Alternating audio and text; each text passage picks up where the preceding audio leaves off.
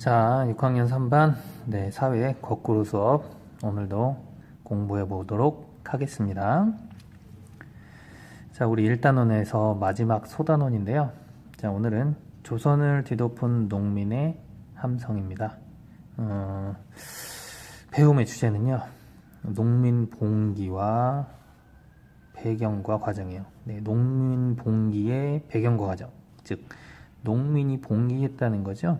농민이 봉기라는 것은 무엇이냐면요, 봉기의 뜻은 백성이 무리를 지어 세차게 저항한다는 뜻입니다.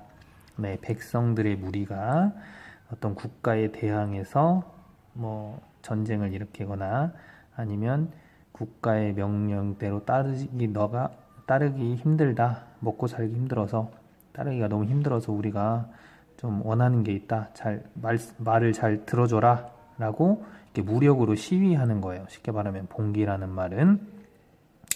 자, 그러면 농민이 봉기하게 된 원인이 있을 거 아니에요. 그죠? 농민이 왜 이렇게 우리 힘드니까 우리 말을 좀 들어주세요 라고 봉기를 일으켰을까? 그 배경, 그 원인이 있을 거예요. 그죠? 배경과 원인, 그리고 그 봉기가 어떤 과정에 의해서 이루어졌고 결국 어떻게 됐는지 결과까지 우리가 이번 시간에 배워보도록 하겠습니다. 자, 농민 봉기의 배경, 즉 원인을 이제 보도록 합시다. 농민 봉기가 왜 일어났냐라는 거예요. 자, 봉기가 일어났다는 것은 백성들이 살기가 힘들어졌다라는 뜻입니다. 자, 그러면요, 농민 봉기의 배경을 크게 세 가지로 알아봅시다. 첫 번째는요, 이 당시에는 세도 정치가 일어났다는 거고요. 두 번째로는 세금제도에 문제가 있었다는 거고요. 세 번째는 환곡제도에 문제가 있었다라는 거죠. 자, 그럼 먼저 세도 정치에 대해서 알아보도록 하겠습니다. 자, 그럼 세도 정치는 뭐냐? 자, 이게 바로 세도 정치입니다. 세도 정치라 하면요, 세도 정치라 하면 왕실의 외척 가문, 외척이라는 건 외갓집이죠. 지금으로 말하면 왕의 외척, 외갓집, 엄마의 친척들이 어떻게 했냐, 외척 가문을 중심으로, 그리고 몇몇 가문이 권력을 차지하며 나라를 다스리는 정치예요. 즉 왕이 나라를 다스리는 게 아니고 왕실의 외척과 몇몇 가문들이 권력을 갖고 왕보다도 힘이 센 그런 정치를 하는 것을 세도 정치라고 합니다. 자, 그러면 왜 이때 세도 정치가 나타났냐라는 거예요. 그러면 갑자기 왜 세도 정치가 나타났냐? 자, 배경을 알아봅시다. 선생님이 예전에 실학을 배울 때가 있었어요. 수원 화성 정조라는 왕 생각납니까? 네, 정조라는 왕이 실학자들을 마구 이렇게 등용을 해서 나라를 백성들이 살기 좋게 다스리려고 굉장히 노력을 하죠. 그런데 선생님이 말했듯이요, 정조가 일찍 죽습니다. 정조라는 왕이 일찍 죽어요. 그러다 보니 정조의 아들이 누구였냐면 순조가, 순조. 정조의 아들인 이 순조가 몇 살 때? 11살 때 왕위에 올라요. 자, 11살 때 왕위에 오르다 보니까 너무 어리죠. 11살이면 지금으로 하면 4학년이니까요. 그러다 보니 이 장인, 이 순조의 장인이라는 사람이, 장인이 누구예요? 장인은 자기 부인의 아빠예요. 내 부인의 아빠를 장인이라고 그래요. 이미 이때는 어렸을 때 결혼을 하니까 11살 이미 전에 결혼을 했어요. 이 부인의 아빠인 장인, 즉 외척 세력이죠. 외척 가문. 이 사람들이 권력을 잡은 거죠. 그러면 이 외척 사람들이 권력을 잡음으로써 왕 중심이 아니고 이 외척 장인을 중심으로 나라가 이끌어지기 시작을 합니다. 자, 그렇게 돼서요, 언제까지 됐냐면 헌종, 철종까지 약 3대 60년간 세도 정치가 이루어지게 됩니다. 60년이 굉장히 긴 시기죠. 그런 긴 시기 동안 세도 정치가 이루어졌다는 거예요. 자, 그럼 세도 정치 문제점이 있겠죠. 자, 세도 정치를 해서 어떻게 됐냐? 첫 번째, 부정부패가 심각해집니다. 왜? 이 사람들은 세도 정치를 하게 됨으로써 백성들의 삶보다는 누구요? 자신들의 이익을 위한 정치를 하게 돼요.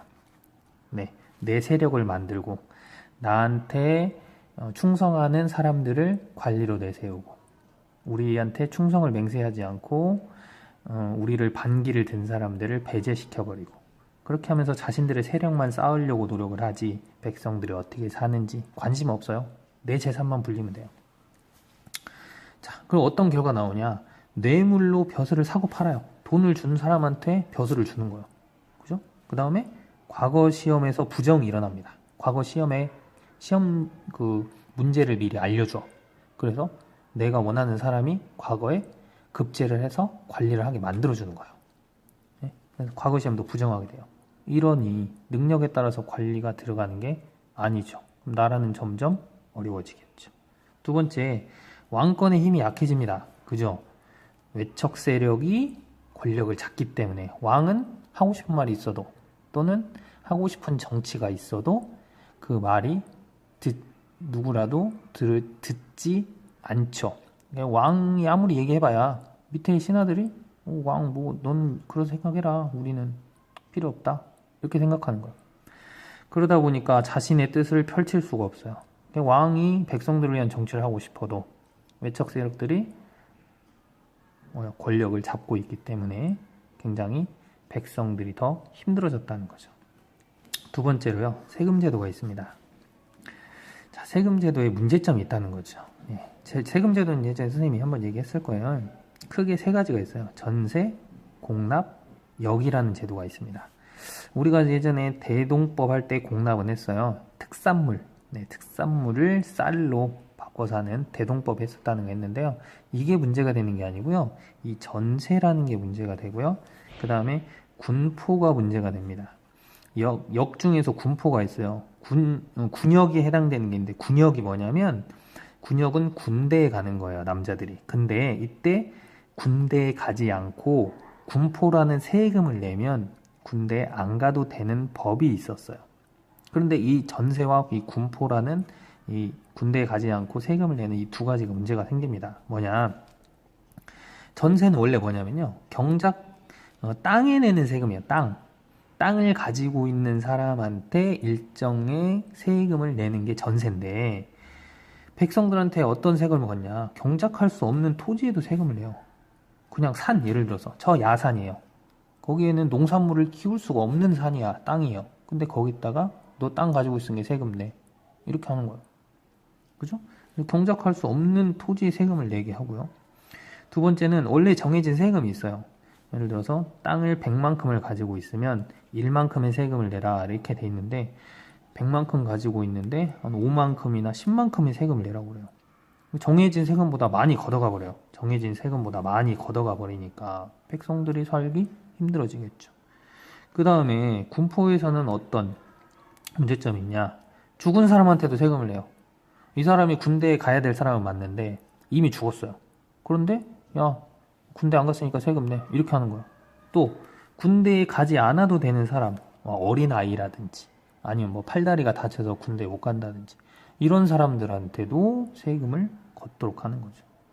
그러니까 백성들은 역시 살기 어려워지죠.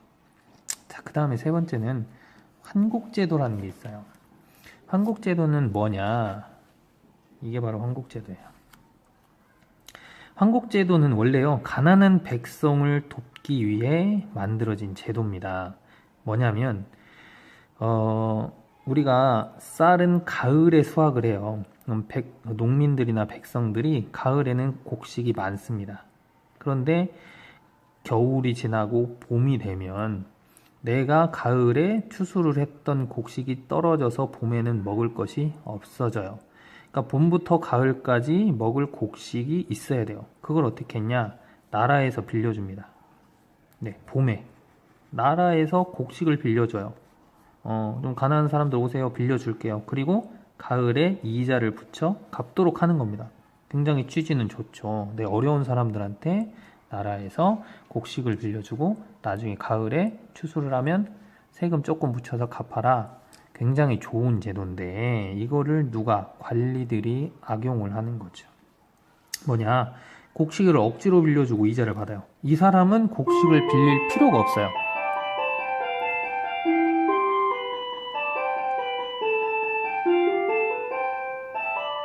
네, 끝났죠. 네, 어떤 A라는 사람이 있는데, 이 사람은 쌀이 많아요. 곡식을 빌릴 필요가 없는데, 이 사람한테 억지로 빌려주는 거예요. 야, 너 빌려가. 안 받아도 되는데. 그리고 이자를 받아가. 나쁘죠? 응? 그 다음에, 빌려줄 때 어떤 쌀을 빌려주냐면, 벌레가 먹은 쌀을 빌려줍니다. 빌려줄 때, 벌레가 먹은 쌀을 빌려줘. 그래 놓고 어떻게 합니까? 받을 때는 좋은 쌀을 2배로 받아가요. 야, 짜증나잖아요. 벌레 먹은 쌀은 못 먹는 쌀도 있고, 먹어도 그게 그 밥으로 지었을 때 양이 엄청 줄어들거든요. 그런 걸 빌려줘 놓고 받을 때는 멀쩡하고 좋은 쌀을 받아가려고 하죠. 자, 이런 문제점이 발생을 합니다. 자, 그러면 보세요. 여러분이 생각을 해보세요. 제도 정치, 세금 제도 문제도, 한국 제도도 문제가 있어요. 이런 문제점이 있으면 여러분이라도 어떻겠습니까? 아니 어떻게 그럴 수가 있습니까? 라고 무력으로 일어나가지고 관리들 물러가라, 우리 살기 좋게 해줘라 라고 얘기를 하겠죠. 그렇게 얘기한 게 농민 봉기가 되는 거죠. 네, 그래서요 뒤에 내용이 더 있지만 일단은 여기까지 배우도록 하고요. 여러분은 이걸 가지고 친구하고 짝토론 할 수 있게 문제 좀 생각해 오시고요. 수업 시간에는 또 다른 활동 하도록 하겠습니다. 그리고 과정은 또 다음 시간에 또 영상으로 배우도록 해요. 오늘은 배경까지 알아봤습니다. 수업 시간에 봅시다.